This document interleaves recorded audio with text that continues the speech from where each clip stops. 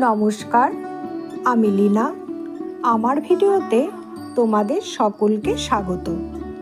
আজ বন্ধু নিয়ে দু চার কথা তোমাদের বলবো।